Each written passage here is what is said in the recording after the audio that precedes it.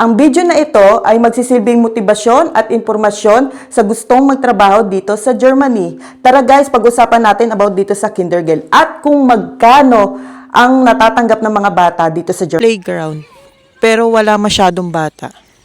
1954, doon nag-start ang Kindergarten dito sa Germany.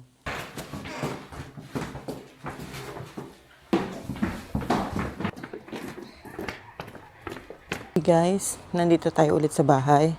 At ito ang exciting part. Meron akong pakit. Guys, dito sa Germany, kahit mga maliliit na bagay, pwedeng ilagay nila dito yan sa post namin. Para kung wala man tao, pwede na ilagay dyan. Basta mga maliliit lang. Pero pag malalaki, pupunta ko sa mismong DHL, malaking storage nila. Basta mga ganong part. Kukunin ko yan guys kasi umorder ako para sa mga anak ko. Ayan. Nandito na yung paket at pasok na tayo sa loob.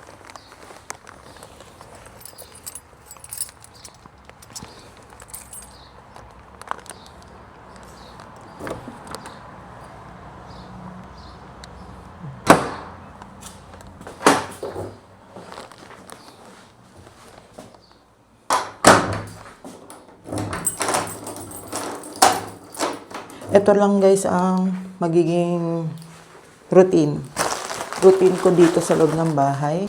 May mga topic tayo na dapat pag-usapan about sa mga mga beneficiary ng mga government na binibigay ng government dito sa Germany. Okay na. Yan, andito tayo sa bahay. Okay, nandito tayo.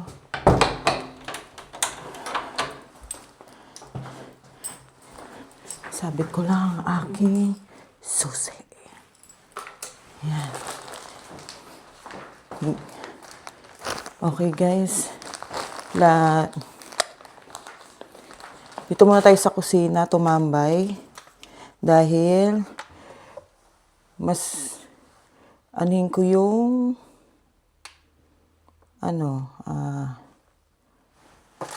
kung lagay lang natin guys yung pakit dito sa lamesa. Okay. Ihanda ko lang konti yung ang aking cellphone. Okay. Ano muna tayo guys? Wait lang ha. Kasi ready ko muna yung pagkain. Buksan natin muna yung ilaw. Okay. So ito guys, ready muna natin. Maghiwa muna ako. Maghiwa muna tayo. Yan. Maghiwa muna tayo habang nagkukwento ko sa inyo guys,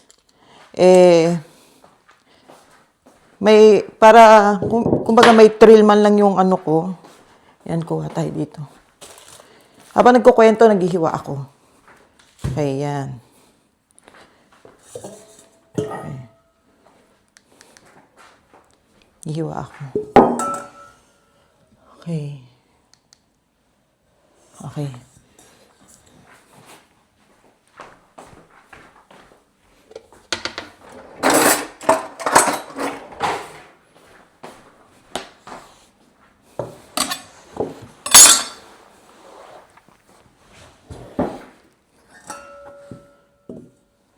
Habang naghihiwa ako ng mga gulay, tamang kwentuhan about dito sa Kindergarten. Guys, ang topic natin ngayon about sa Kindergarten ng mga bata. So, guys, noon pa lang 1954, doon nag-start ang Kindergarten dito sa Germany. Siyempre, ang ina, masaya kasi may Kindergarten yung mga bata, ha? Noong 1954 pala, doon nag-start ang Kindergarten sa Germany. Pero guys, sa 1954 na yon, hindi lahat ng bata mabibigyan. Kumbaga, nag-start sila sa pangatlong anak hanggang the rest. Sa pangatlo, pang-apat, pang-lima. Kung depende sa kumbaga sa ano ng anak mo. Kasi ang unang anak at pangalawang anak, hindi nila binibigyan ng kindergarten dito. Yun doon nag-start sa 1954 yon.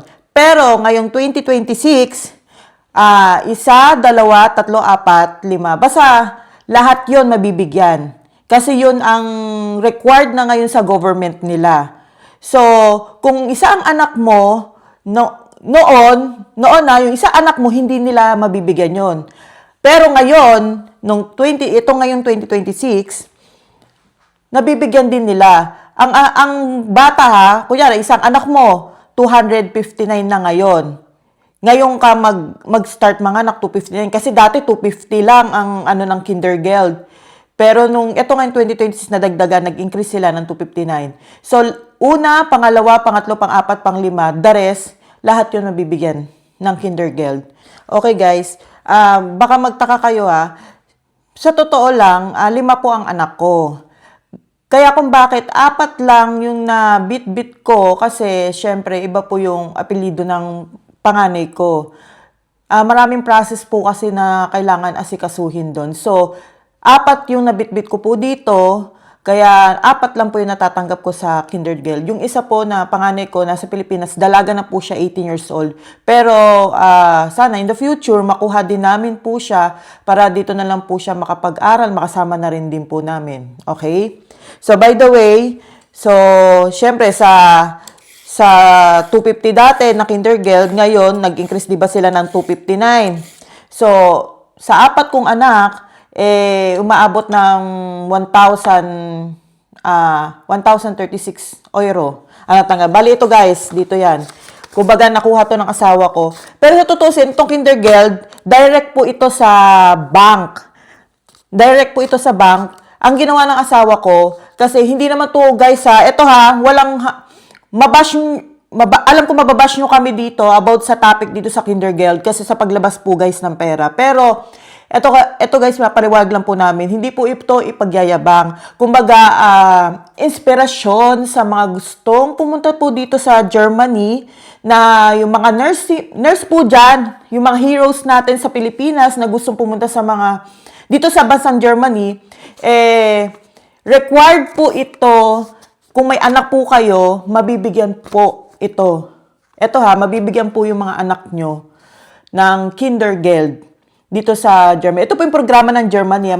Sa tutusin guys, maraming program ang Germany. Pero ito muna yung topic natin about sa kindergarten. The rest guys, sa susunod ipapaliwanag na rin po natin yung mga iba-ibang benefits.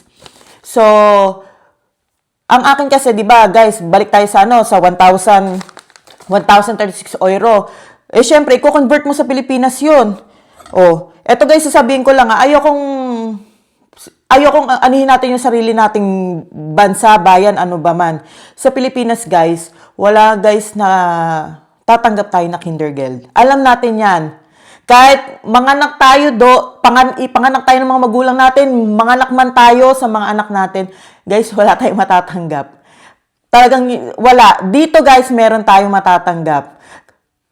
Sa tutuusin guys, sa 1,036 na euro na makuha namin, i-convert siya sa peso umaabot siya ng 74,036. Basta mga ganon, 74,000. Sa peso sa peso. So guys, ganon na yung Pero guys, ang nangyayari kasi sa Pilipinas kasi, alam nyo naman yung mga balita, di ba? So, alam nyo hindi maganda ang nangyayari. Almost tax, nakukuha na rin ng government. Di ba, nakaw dito, nakaw ganyan. So, parang malaking pakinabang na rin sa amin yung nakalipat kami dito. Kasi sa Pilipinas, asing wala. Masi-zero balance ka. Sa totoo masi-zero balance ka. Pero dito, merong support ang kindergarten. Kahit papaano, nakakabili ng gusto ng mga bata. Ipapaliwanag ko lang sa inyo guys, kasi yung kindergarten ng mga bata, may napupunta naman sa tama. May napupunta siya sa tama na ng kindergarten. Unang-una, magle-less kami doon para sa mga bangko ng mga bata. Yes, sinuhulugan po namin yun guys. Para in the future, Sila na bahala kung anong gusto nilang gawin dun sa pera na hinulog namin. Hindi po kami ang makikinabang no, kundi sila. Pangalawa, about dun sa mga school din nila, yun, nagagamit din namin yun. Yung mga pangangailangan nila sa school, pag may kulang or what, may mga babayaran, dun din po namin kinukuha yun. Tapos ang mga dares, sa mga pagkain, ayun, paglalabas kami, may gusto din silang bilhin, dun din namin din kukunin yun. Tapos, ang ano lang din doon, yung kalahati ng, sa tutusin guys, yung kalahati ng kindergarten ng mga bata, kumuha kami na investment sa Pilipinas. Kumuha kami ng kondo doon, sa tapat ng Terminal 1, Gold Residence po. Kumuha kami doon para ma-invest po namin yung kalahati ng pera ng mga bata. Kasi syempre sa 1,036, yung kalahati po nun, napupunta po talaga yon sa pag-invest sa condo namin na kinuha. Kaysa naman masayang, di ba? Kaysa saan mapunta, or what, yun na lang po yung tamang paraan para ma-invest din sa tamang investment yung pera ng mga anak ko. Yun yung pinag-usapan namin mag-asawa, kaysa masayang, kaysa walang mapuntahan, di ba? Sa tutusin, pwede rin naman mag-invest ng gold or what, pero mas gusto namin yung pag umuwi kami ng Pilipinas, meron kaming matutuluyan, hindi yung mag-ano kami sa hotel, di ba? Kung ikaw na lang mag-invest, edi mas mabuti, di ba? At least meron pag-uwi mo, meron kang mauuwian na hindi ka na mag-check-in. Uwi ka na sa sarili mong ininvest na kondo. Yan guys. Yun ang dahilan. May purpose lahat yung sa mga kindergarten namin. Hindi siya nasayang. About naman guys sa mga insurance dito, panalo naman guys ang insurance guys dito. Pag nagkasakit ka,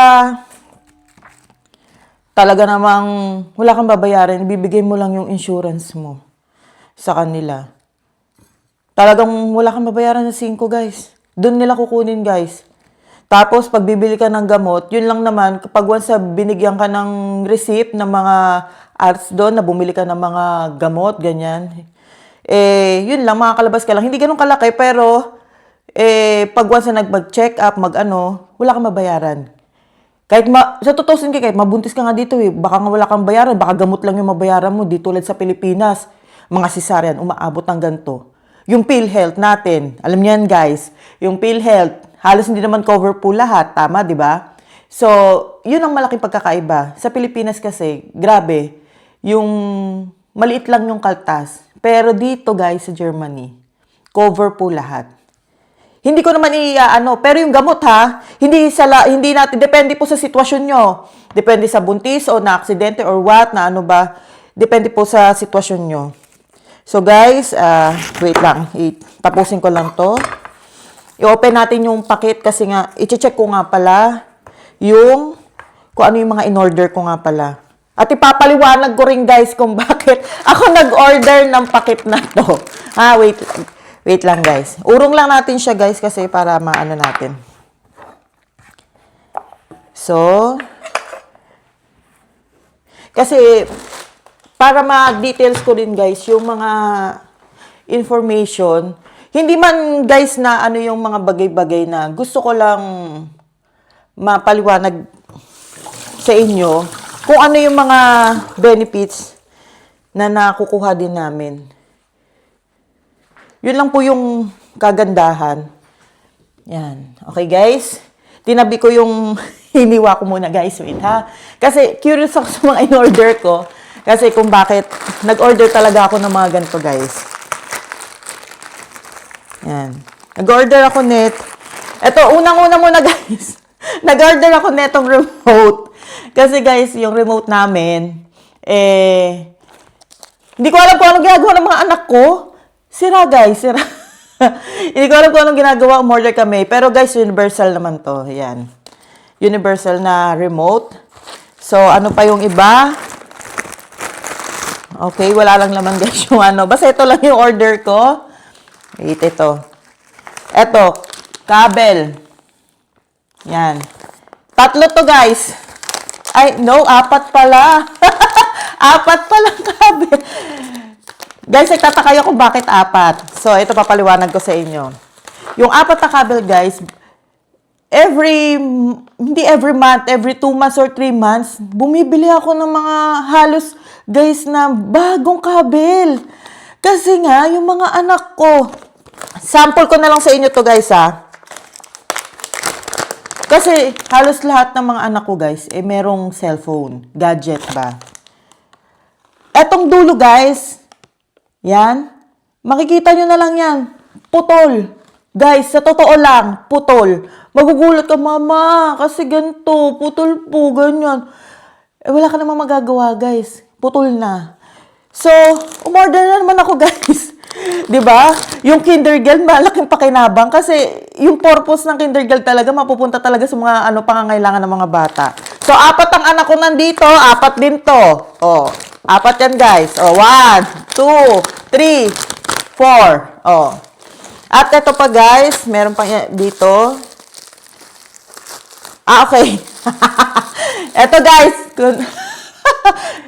Bumili din ako neto kasi parang meron atang 2. Yes, 2. 2 nasira na hindi na gumagana. Kahit i-connect mo siya sa another wire, hindi na po talaga siya nagana.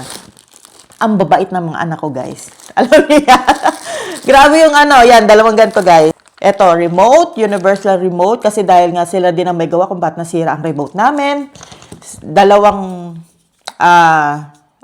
plug sa saksakan ng at 4 neto. Kasi yung 2, guys, okay naman, hindi naman sira. Yan ang dahilan kung bakit ako umorder. So, tapos na rin tayo sa paghiwa. Yan. Okay, i-set aside muna natin, guys. Kasi gusto ko rin din, guys, ipaliwanag sa inyo. Hindi ko, guys, na ayokong iyabang to or what. Ito po ang totally na natatanggap namin sa government. Ito po. Kasi winidodro to ng asawa ko. Pero, tutuusin talaga, diretso to sa account ng asawa ko. Kasi nga, baka sabihin na naman iba, baka sabihin ng iba, guys, bakit ikaw hindi ka humahawak ng No, guys, kasi, respect na lang din po, sa lahat po ng mga husband and wife po dyan, sa tutuusin, wala namang dahilan kung bakit hawakan ko. Ganun din naman, guys. Ako rin siya at ako rin naman ang nakikinabang ng pera. Kaya hindi ko na pinapaano sa asawa ko. Kasi lahat naman talaga sa kanya, siya naman ang nagtatrabaho, gumagastos dito sa loob ng bahay. Albegasin nila yung Kinder Girl, di ba? Na hindi ko naman kailangan pang kunin to. Ganun din naman, nakikinabang din naman ako. O, di ba? So, ito guys, ito yung pera. Yan. Yan. Ito yung nakuha namin. Winidro ng asawa ko. Ito yung nasa 1,036 euro. Yan. 1, 2, 3, 4, 5, 6, 7, 8, 9, 10. Ayan, guys. Ito yun, guys. Yung 1,036. Ito, guys, namin. Kasi may maraming bayan din sa school ngayon. Kasi kailangan ko rin humawak ng cash. Pero tutuusin, bihira lang kami mag-withdraw, guys, kasi most of the time, hindi naman namin kailangan ng pera. Depende na lang pag magsasabi yung mga anak namin na, may babayaran kaming ganito, ganun, babayaran kami na ganito sa school, kailangan namin ganito, tsaka kami kumukuha ng pera, guys. Pero guys, ito alam ko maraming magbabash dyan, mapanood tong video, pero guys, hindi to, ayoko to ipagyabang. So, gusto ko maging inspired sa inyo na kung sino yung mga heroes natin dyan, ng mga nurse. Pwede po kayong pumunta dito, guys, na talagang yung benefits nila, mapapa-thank you ka sa program nila dito. Programa ng Germany. Malaking bagay yung beneficiary ng Kinder Girl dito. Kasi nga, syempre, lahat nabibigyan, mahirap ka man o mayaman, may estado ka man o wala. Lahat ng bata dito mabibigyan. Teacher, construction worker, doktor, ano pang mga profession dyan, yung mga sa supermarket, yan, yung mga yan, nabibigyan. Lahat yan, guys, nabibigyan. Sabi ko sa inyo, walang estado-estado dito ng buhay, mahirap ka man o mayaman. Mabibigyan po lahat ng mga anak nyo. Di tulad sa Pilipinas, may 4-piece nga, di ba? May 4-piece, hindi naman halos lahat nabibigyan. Bilang-bilang iilan lang. So, dito guys sa Germany, mabibigyan, maanuhan talaga lahat. Kasi nga, pagdating ng henerasyon, ma-required sila na mag-anak pa dito. Sa tutusin guys, makakita mo dito sa mga Germany, isa o dalawa lang yung anak. Sa totoo lang guys, parang kami lang ata marami o ibang lahi lang siguro. So, ganun ang nangyayari guys. Kasi pag once na nag-anak sila dito, para in the future, syempre, yung mga matatanda dito, yung mga rente, mapapakinabangan din naman guys. Kasi nanggagaling lahat yun guys sa tax. Napapakinabangan. Dito guys, yung tax dito, almost napapakinabangan talaga. Kasi lahat yan nasa benefits, lahat dito ng ano. Guys, ito pa lang, kindergarten pa lang yung pinapaliwanag natin guys, sa kindergarten pa lang. Umpisa pa lang to guys ang paliwanag about sa benefits. Lahat ng tax na kinakaltas dito, maraming mapupuntahan dyan. Okay guys? Mahihirap man o mayaman or what? Lahat. Doctor, nurse, teacher, trabaho ka sa supermarket or what? Basta ganun guys, matatanggap yung lahat yung mga anak mo. Okay? Kaya masaya ako kasi kahit papaano naka-experience kami dito sa Germany ng benefits talaga dito, malaking pakinabang pa rin guys sa mga bata. Ang ganda ng playground, pero wala masyadong bata.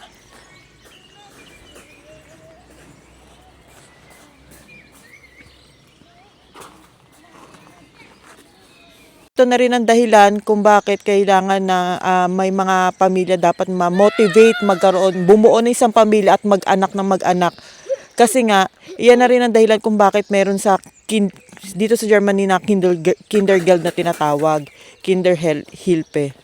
So guys, kung gusto nyong pumunta dito sa Germany at magbuo ng isang pamilya, mamomotivate ka kahit ilang anak ang gusto nyo, guys. Kasi merong allowance, guys. Hindi kayo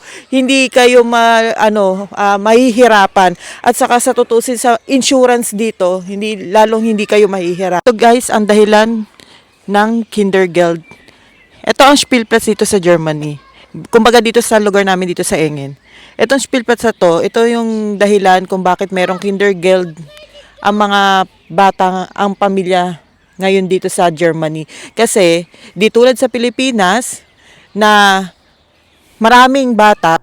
Kaya, guys, sa susunod na upload ko, isusunod natin yung mga bagay na pakinabang talaga na ginagawa ng gobyerno dito sa Germany. Guys,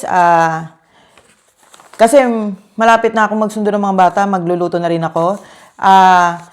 Ito simula pa lang po ito ng papapaliwanag about sa Kindergeld. So guys, samahan nyo ako dito sa journey namin dito sa Germany. Okay guys? Ipapaliwanag din namin sa inyo yung mga culture at pagkakaiba ng culture natin sa culture nila at yung mga tourist spot guys. Samahan nyo kami sa mga journey namin dito sa Germany guys.